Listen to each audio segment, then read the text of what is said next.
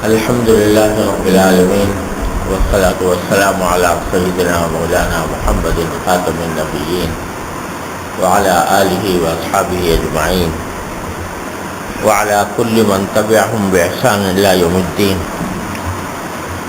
أما بعد،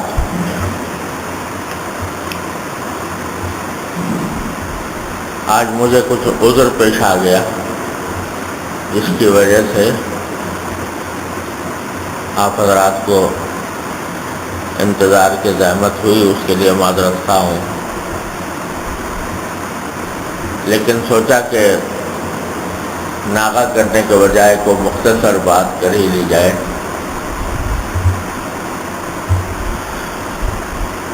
اللہ تبارک و تعالیٰ اس میں ہم سب کے لیے نفع پیدا فرما دے. بات ہو رہی تھی اس موضوع کی کہ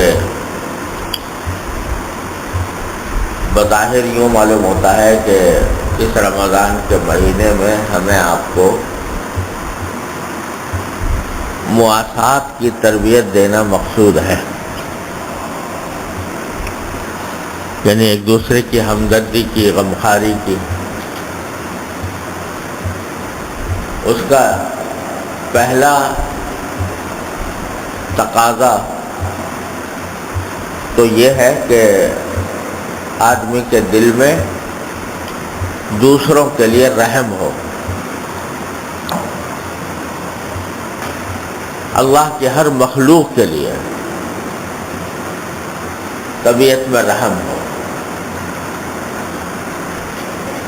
اور جو دوسروں پر رحم کرتے ہیں رحمان ان پر رحم کرتا ہے، جیسا کہ حدیث کل سنائی تھی. تو طبیعت میں رحم ہونا پہلا مطلوب، پہلی چیز یہ ہے کہ دل میں سب کے لیے رحم ہو، اللہ کے ہر مخلوق کے لیے.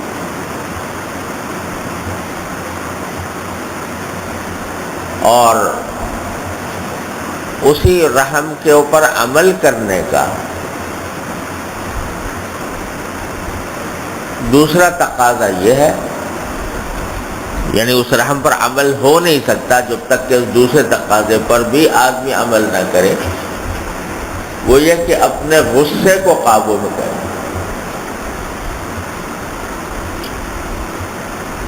یہ غصہ جب تک قابو میں نہیں آتا، اس وقت تک انسان اگر فرض کرو عقلی طور پر وہ رحم دل بننا بھی چاہتا ہے، عقلی طور پر چاہتا ہے کہ میں دوسروں کے ساتھ رحم کروں، لیکن اس پر عمل نہیں ہو سکتا جب تک کہ انسان کا غصہ قابو میں نہ ہو. ہر شخص ہم میں سے گریبان میں منہ ڈال کر دیکھ لے، اگر اس سے پوچھا جائے کہ بھائی دوسرے کے ساتھ معاملہ کیسا کرنا چاہیے، کیا کہے گا کہ برا کرنا چاہیے، بدسلوکی کرنی چاہیے؟ کہے گا تو یہی کہ بھائی اچھا سلوک کرنا چاہیے، سارے انسانوں کے ساتھ اچھا سلوک کرنا چاہیے. کہے گا تو یہی، دل میں عقلی طور پر وہ اس بات کو مانے گا بھی کیا دوسروں کے ساتھ حسن سلوک کرنا یہ انسان کی اچھی صفات میں سے ہے. لیکن جب معاملہ پڑتا ہے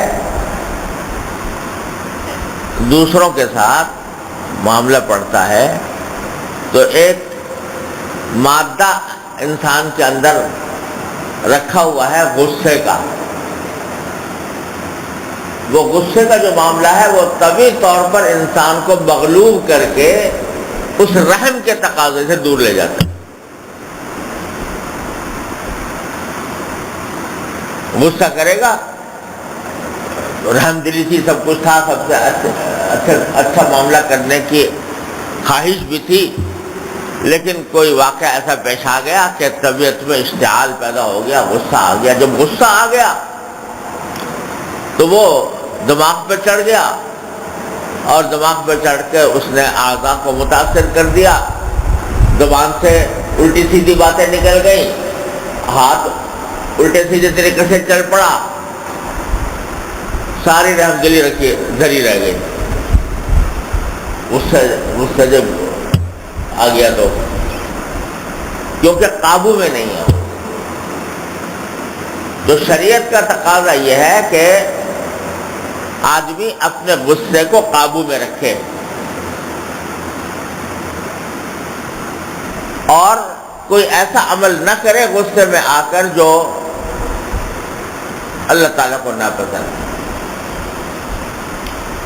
اور یہ بھائی یہ جو چیز ہے نا، یہ اس میں شاید کوئی بھی مستثنا نہیں ہے جس کو یہ واقع اس طرح کے حالات پیش نہ آتے ہوں، کیونکہ غصہ جو ہے وہ ہے تو ایک ایسی چیز کہ جو ہر انسان کی تقریباً فطرت میں رکھی ہوئی ہے، اور فطرت میں جو اللہ تعالیٰ نے رکھی ہے وہ ایسی بیکار نہیں رکھی، وہ اس لیے رکھی ہے تاکہ صحیح محل پر استعمال ہو، صحیح جگہ پر استعمال ہو، اس لیے رکھا ہے اللہ تبارک و تعالیٰ. صحیح جگہ کیا ہے؟ صحیح جگہ یہ ہے کہ اپنے اوپر اگر کوئی شخص ناجائز حملہ کر رہا ہے تو اس حملے کے دفاع میں اس کو استعمال کرے، ورنہ جو ہے اگر آدمی غصہ بالکل ہی نہ ہو طبیعت میں تو دوسرا پٹائی کر رہا ہے، ڈنڈے مار رہا ہے اور یہ بیٹھا دیکھ رہا ہے، وہ پٹتا ہی رہے گا دوسروں سے. اللہ تبارک تعالیٰ نے غصہ اس لیے پیدا کیا تاکہ موقع پر جب کہ دوسرا زیادتی کر رہا ہو تو اس زیادتی کے جواب میں اپنا دفاع کر سکے آدمی. جہاد میں استعمال کرے اس غصے کو، جوش و خروش کو جہاد میں استعمال کرے، اس لیے اللہ تبارک و تعالیٰ نے اس کو رکھا ہے. ہوتا ہی نہیں بالکل تو آدمی بے حس ہو جائے، اور اگر صحیح جو ہے جگہ پر استعمال نہ کرے، بے حس ہو جائے اور نقصان اٹھائے. ہمارے حضرت والا رحمۃ اللہ علیہ ایک واقعہ سنایا کرتے تھے، ایک بزرگ کا، ایک اپنے کسی بڑے کا عالم تھے وہ، اور کسی کے ہاں مہمان چلے گئے، کہیں کوئی نواب صاحب تھے ان کے گھر میں مہمان چلے گئے، تو رات وہ ان کا جو محل تھا یا کیا حویلی تھی جس میں قیام تھا تو بڑی شاندار تھی، دو لمبی چوڑی اس کی چار دیواری تھی، اسی میں کہیں مہمان خانہ بھی ہوتا تھا. اس مہمان خانے کے اندر ان کو ٹھہرایا، لیکن اس کا جو بیت الخلا تھا وہ ذرا اس مہمان خانے سے فاصلے پر تھا، تو اس کے لیے ذرا فاصلہ طے کر کے جانا پڑتا تھا. اور رات کو چوکیدار جو ہے چکر لگایا کرتا تھا وہاں پر حفاظت کے لیے. تو ان کو رات کو 1-2 بجے ضرورت پیش آ گئی بیت الخلا جانے کی، تو یہ بیت الخلا کے لیے نکلے. چوکیدار چکر لگا رہا تھا، اس نے سمجھا کوئی چور آ گیا اس وقت، رات کو بے وقت 1-2 بجے. تو اس نے اٹھا کے لٹ اٹھا کے اور کہا کون ہے؟ تو اس وقت انہوں نے زور سے دھمکا کر اس کو کہا کہ ہم ہیں بڑے مولانا صاحب، بڑے مولانا، تو کیوں بولتا ہے سر؟ تو وہ کہتے ہیں کہ اس وقت میں اگر میں تواضع سے کام لیتا کہ میں تو آخر ہوں اور مسکین ہوں، تو کہنے لگے کہ وہ اس کا لٹ میرے اوپر پڑ گیا ہوتا اس چوکیدار کا. تو یہ موقع تھا کہ آدمی اپنی جو ہے وہ تھوڑی سی حقیقت بھی بتائے اور جو وہ اپنے غصے کو بھی استعمال کرے. وہاں پر اگر وہ استعمال نہ کرتا تو کہتے ہیں وہ لٹ تو پڑ گیا تھا، اگلے دن اس کی چوکیدار کا کیا حشر بنتا، نواب صاحب ان کو کیا اس کے ساتھ کیا سلوک کرتے، وہ بات کی بات ہے، لیکن میرا سر پھٹ گیا تھا اس دن اگر اس دن میں یہ بات نہ کرتا. تو جہاں محل ہو صحیح وہاں پر استعمال کرنے کے لیے اللہ تعالیٰ نے غصہ پیدا کیا ہے. لیکن وہی چیز، وہی غصہ جب غلط جگہ پر استعمال ہو تو پھر وہ ہے ایک انسان کے لیے بہت بڑی زبردست بیماری، اللہ بچائے، بہت ہی زبردست بیماری ہے یہ۔ وہاں حکم یہ ہے کہ دوسروں کے ساتھ حتی الامکان غصے کو پینے کا کام کرو، کاظمین الغیظ والعافین عن الناس، لوگوں سے درگزر کا معاملہ کرو، لوگوں کو معاف کر دو اور غصے کو پی جاؤ، والکاظمین الغیظ والعافین عن الناس۔ اور سرکار دو عالم صلی اللہ علیہ وسلم نے ارشاد فرمایا کہ انسان جتنے بھی گھونٹ پیتا ہے اس میں اللہ تبارک و تعالیٰ کو کوئی گھونٹ اتنا پسند نہیں جتنا غصے کا گھونٹ پینا۔ غصہ آ رہا ہے لیکن آدمی پی جائے اس کو، اور پی کر اس غصے کے تقاضے پر عمل کرتے ہوئے اپنی زبان سے، اپنے ہاتھ سے کوئی ایسا کام نہ کرے جو دوسرے کے لیے تکلیف دہ ہو اور حدود سے متجاوز ہو۔ یہ بڑی زبردست تعلیم ہے شریعت کی۔ غصہ آنا تو غیر اختیاری، ہمارے حضرت حجول مقدس صلی اللہ علیہ وسلم فرمایا کرتے تھے کہ غصہ آنا تو غیر اختیاری ہوتا ہے۔ آ گیا غصہ،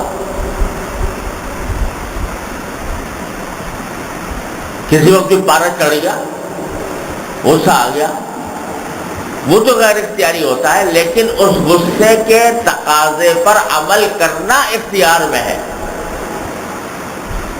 کہ اس غصے کی وجہ سے کیا کوئی کلمہ بولوں، اس غصے کی وجہ سے کوئی ہاتھ اٹھاؤں، یہ تو اپنے اختیار میں ہے۔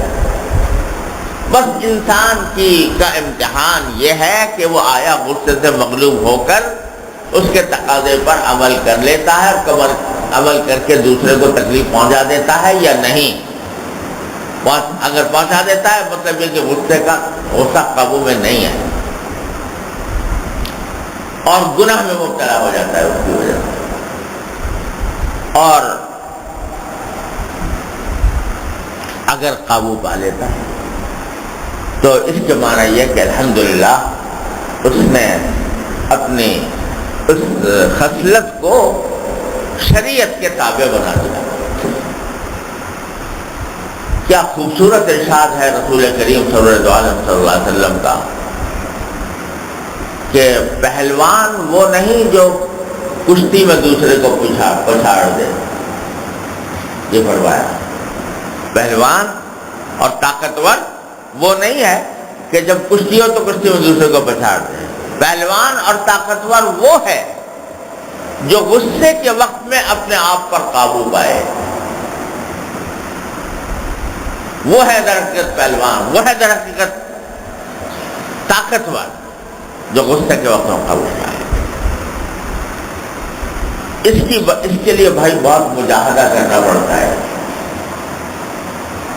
جن کی طبیعتوں میں غصہ ہے، بعض تو اللہ کے بندے ایسے ہوتے ہیں کہ شروع ہی سے اللہ تبارک و تعالیٰ نے ان کی طبیعتوں میں غصے کا مادہ کم رکھا ہے، تو وہ ضرورت ہی پر استعمال ہوتا ہے، بے ضرورت استعمال ہی نہیں ہوتا۔ اللہ کے نیک بندے ایسے بھی ہیں، لیکن عام طور سے یہ غصہ لوگوں کے اندر ایسا ہوتا ہے جو کبھی نہ کبھی انسان کو معصیت میں مبتلا کر دیتا ہے۔ تو ان کے لیے غصے کو قابو کرنے کے لیے بڑے مجاہدے کی ضرورت ہوتی ہے، مشقت اٹھا کر آدمی کو یہ کام کرنا پڑتا ہے کہ میں اس غصے کو کسی طرح بے محل استعمال نہ ہونے دوں، اور اس کے کچھ شریعت طریقے بتائیں۔ ایک تو قرآن کریم میں فرمایا اما ينزغنك من الشیطان نزغ فاستعذ باللہ کہ اگر شیطان تمہیں کچوکا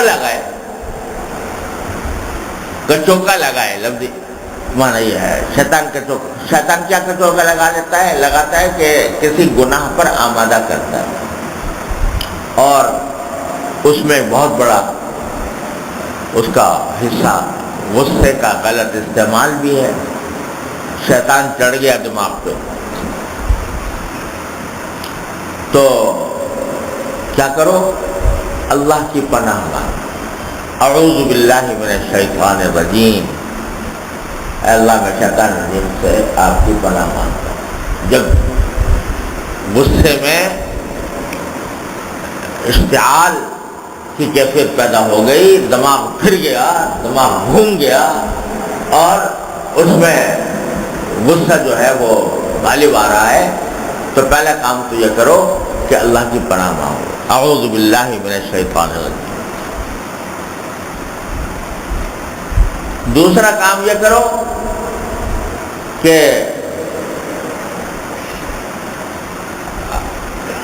یہ طریقہ بتایا گیا ہے کہ اگر کھڑے ہو تو بیٹھ جاؤ،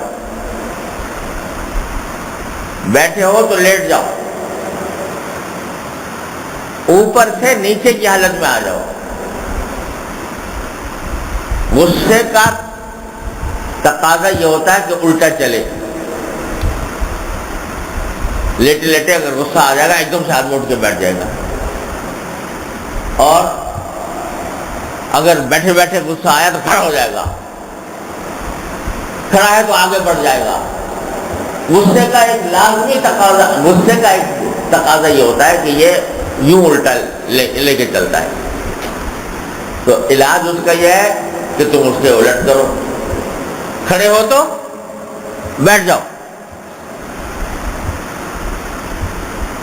یہ بڑا زبردست نسخہ ہے، معمولی نہیں ہے، اور مشکل بھی ہوتا ہے. غصہ تو کہتا کہ کھڑے ہو، تو آگے چل، اس کے سر پھاڑ دوں، اس کا منہ نوچ لوں، اس کو برا بھلا کہہ دوں. لیکن غصے کی حالت میں حکم یہ ہے کہ نہیں، کھڑے ہو تو بیٹھ جاؤ، تو کچھ ٹھنڈا ہو جائے گا غصہ. بیٹھے ہو تو لیٹ جاؤ، اس جگہ سے ہٹ جاؤ جہاں غصے کی کیفیت ہو رہی ہے. کسی آدمی پر غصہ آ رہا ہے، وہاں سے ہٹ جاؤ، اپنے آپ کو ہٹا لو.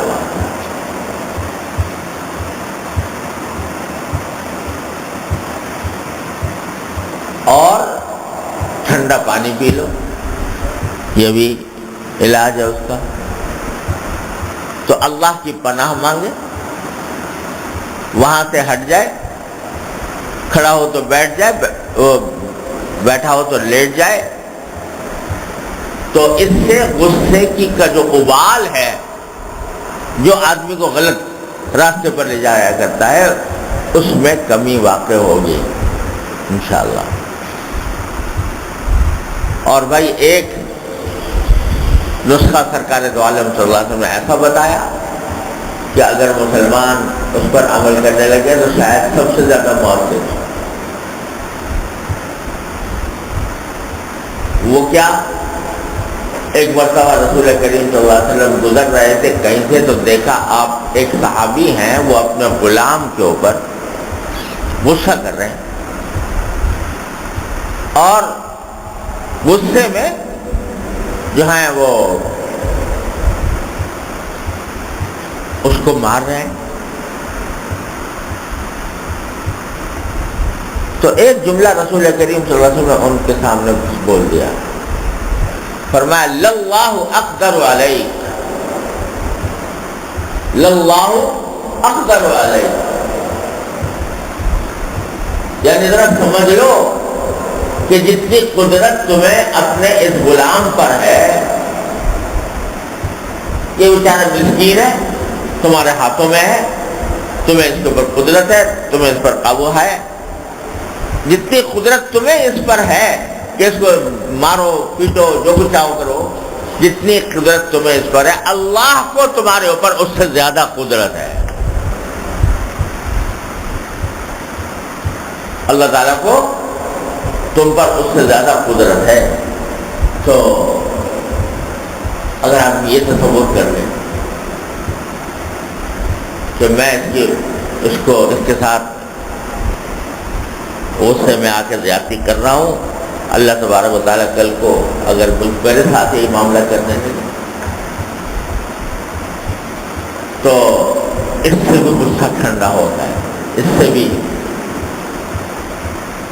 لیکن باہر صورت یہ جتنے بھی کام ہیں ان کے ساتھ مجاہدہ کرنا ہی پڑے گا. یعنی مجاہدے کے معنی کہ نفس پر زبردستی کرنی ہی پڑے گی. اعوذ باللہ من الشیطان الرجیم پڑھ لیا, پناہ مانگ لی اللہ تبارک و تعالی, اور ٹھنڈا پانی پی لیا, کھڑے ہیں تو بیٹھ گئے, بیٹھے ہیں تو لیٹ گئے, یا جگہ سے ہٹ گئے وہاں, اور یہ تصور کیا کہ اللہ تبارک و تعالیٰ کے سامنے مجھے جواب دینا پڑے گا اس کا کہ میں نے جو جتنا غصہ کر رہا ہوں, جو لفظ بول رہا ہوں, جو کام کر رہا ہوں, اس کا جواب مجھے اللہ تعالیٰ کو دینا پڑے گا, اور اللہ تعالیٰ کو مجھ پر زیادہ قدرت ہے مجھے سزا دینے کی جتنا مجھے اس کے اوپر ہے. یہ سارے تصورات کر کے انشاءاللہ کمی تو آئے گی, لیکن پھر بھی نفس کو زبردستی کر کے روکنا پڑے گا, روکنا پڑے گا.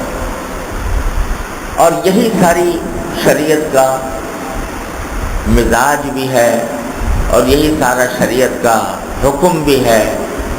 اسی کی تربیت بھی دینی ہے کہ حدوں پر جا کر رک جاؤ, جہاں حد آ جائے ناجائز کی وہاں جا کر رک جاؤ. کانا وقافا عند حدود اللہ, حضرت فاروق اعظم رضی اللہ عنہ کے بارے میں فرمایا گیا کہ اللہ کی حدوں کے آگے جا کر رک جانے والے تھے. ورنہ فاروق اعظم کا جلال, ان کا روب, ان کے ہاتھ کا درہ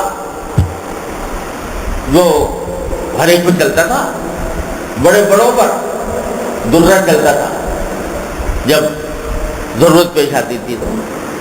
لیکن جہاں اللہ کی بتائی ہوئی حد آ گئی تو نہ وہاں غصہ ہے, نہ وہاں کوئی اپنی تعلی ہے, نہ اپنا کوئی عجب ہے, نہ اپنی کوئی بڑائی کا احساس ہے. یا تو درہ چل رہا ہے کیونکہ امیر المومنین ہے تو ان کو جرائم کا بھی خاتمہ کرنا ہے, ان کو مجرموں کو بھی سزا دینی ہے, تو اس واسطے لوگوں کی تربیت کے لیے بعض اوقات یہ کرنا پڑتا ہے. وہ سب کر رہے ہیں, لیکن جہاں اللہ کی حد آ گئی وہاں ایسا معلوم ہوتا کہ عمر ابن خطاب مٹی ہے بالکل, کوئی اپنی انا نہیں. حضرت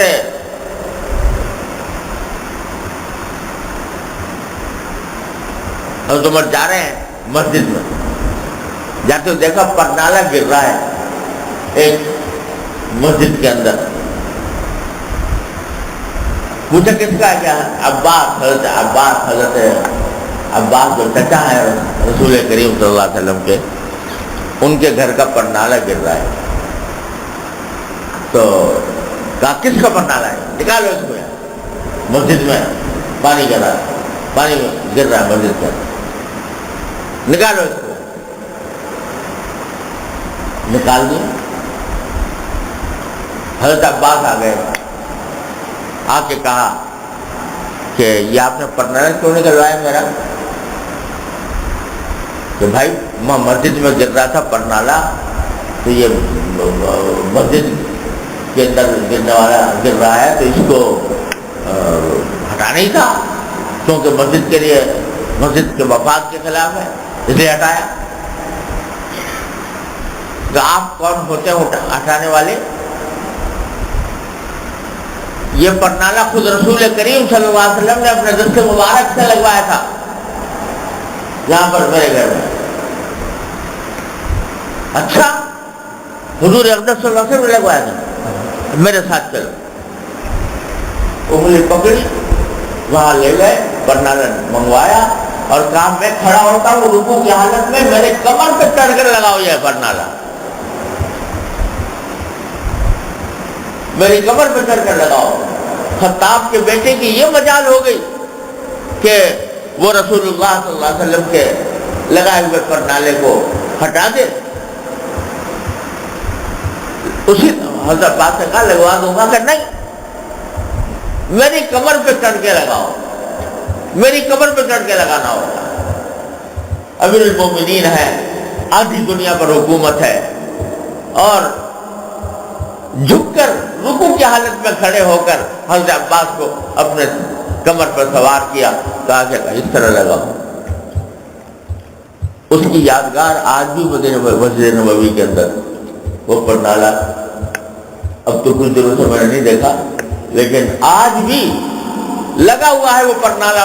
امت نے اس کی حفاظت کی ہے کہ یہ پرنالہ چونکہ رسول اللہ صلی اللہ علیہ وسلم کے زمانے کا لگایا ہوا تھا اور فاروق اعظم نے اس طرح پر دوبارہ لگوایا، اس واسطے اس کو محفوظ رکھا. حالانکہ مسجد کی توسیع بھی ہو گئی، سب کچھ ہو گیا، لیکن وہ پرنالہ لگا ہوا.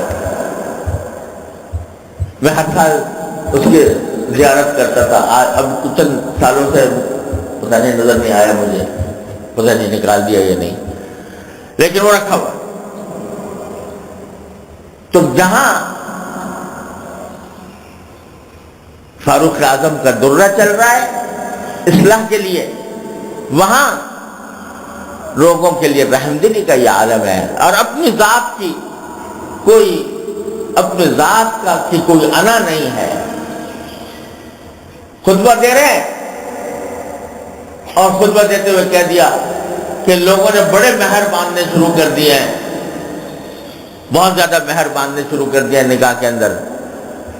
اب آئندہ اگر کوئی ایسا مہر باندھے گا تو ہم اس کو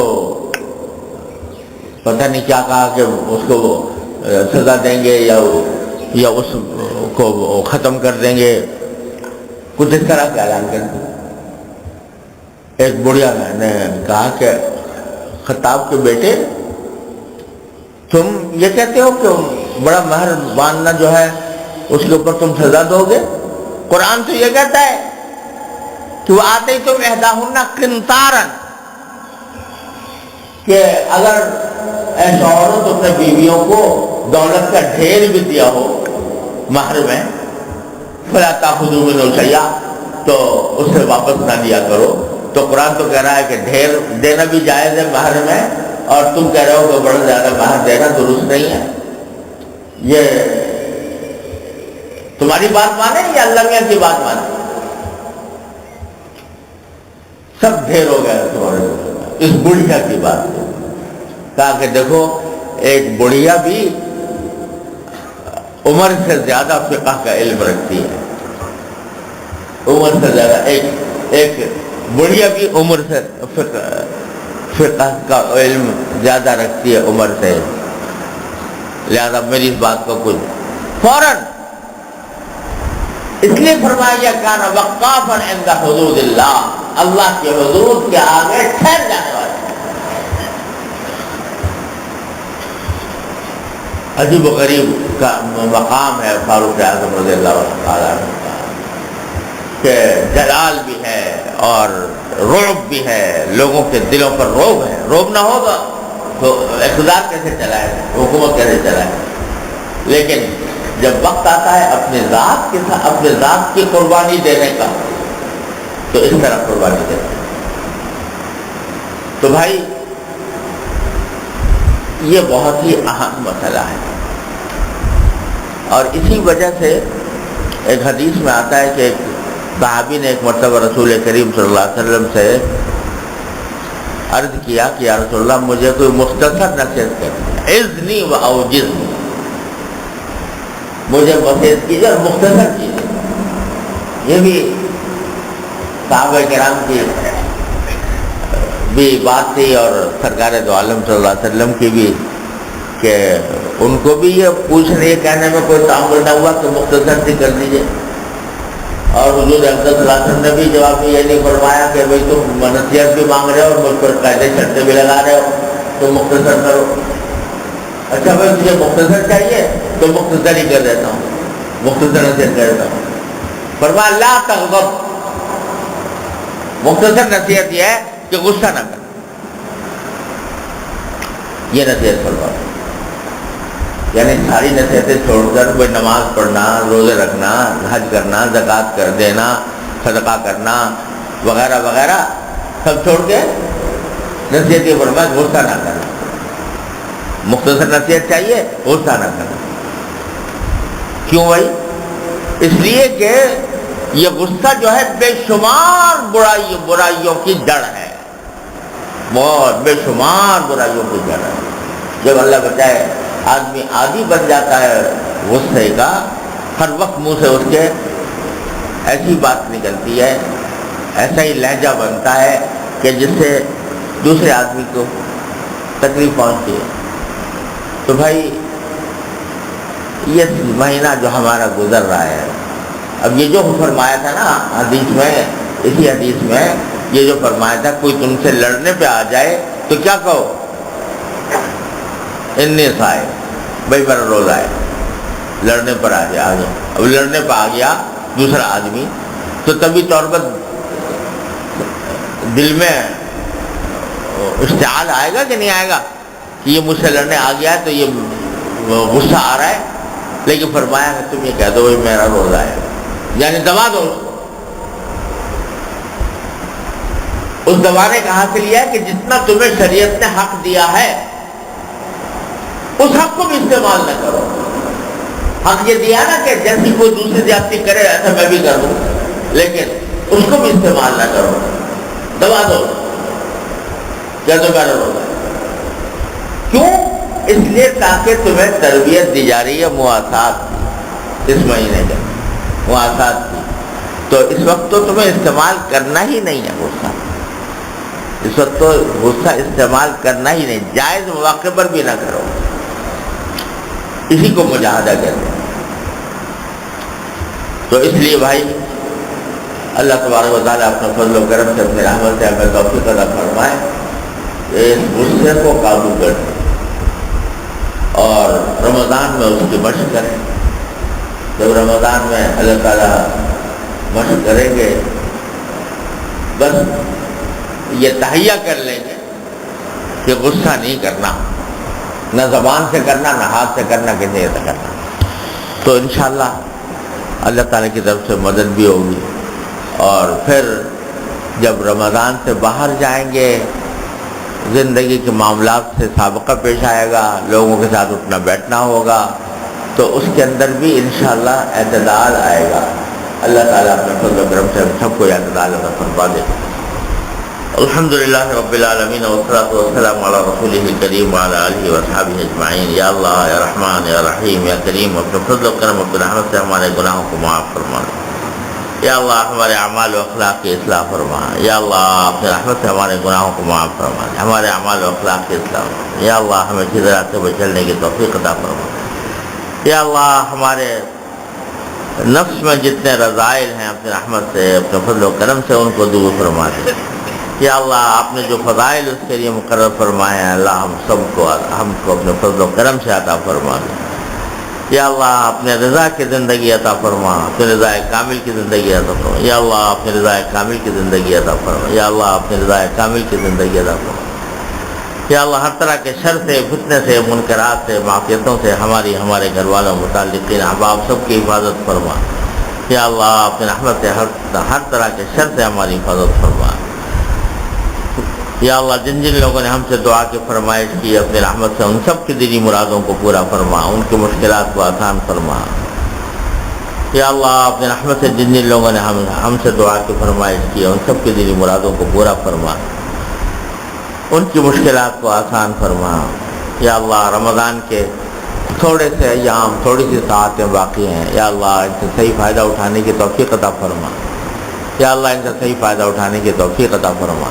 یا اللہ رمضان اس طرح گزرے کہ آپ ہماری مکمل مغفرت فرما چکے ہوں. یا اللہ رمضان اس طرح گزرے کہ آپ مکمل مغفرت فرما چکے ہوں. یا اللہ ہمیں عتقائے رمضان میں شامل فرما لیجیے. یا اللہ ہمیں عتقائے رمضان میں شامل فرما لیجیے. یا اللہ ہمیں اچھی دعائیں کرنے کی توفیق عطا فرما. یا اللہ ہمیں دعائیں کرنی بھی نہیں آتی، اپنی رحمت سے اچھی دعائیں کرنے کی توفیق عطا فرما. اے اللہ اپنی رحمت سے اچھی دعائیں کرنے کی. اللہم انا نسألک خیر المسألہ وخیر الدعاء وخیر الاجابہ. اچھی دعائیں کرنے کے دل میں الہام فرما دیجئے، اچھی دعاؤں کا الہام فرما دیجئے.